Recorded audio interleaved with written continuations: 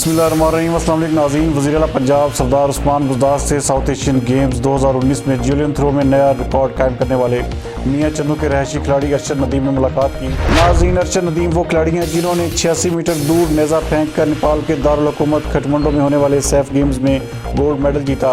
अरशद नदीम ने नेज़ा फेंकने का नया रिकॉर्ड बनाकर टोक्यो ओलंपिक्स के लिए भी क्वालिफाई किया है। आज होने वाली इस मुलाकात में वज़ीर आला पंजाब सरदार उस्मान बुज़दार ने अरशद नदीम को सैफ गेम्स में नया रिकॉर्ड बनाने और गोल्ड मेडल जीतने पर 5 लाख रुपए का चेक दिया।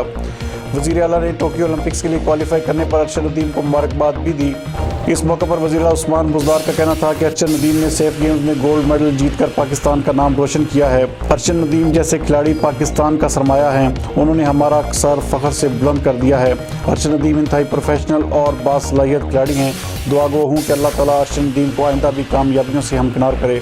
पंजाब हुकूमत अरशद नदीम जैसे खिलाड़ियों की हौसला अफजाई करती रहेगी। वज़ीर आला ने शानदार कारकर्दगी और पाकिस्तान का नाम बुलंद करने पर अरशद नदीम के वालिदैन को भी मुबारकबाद दी।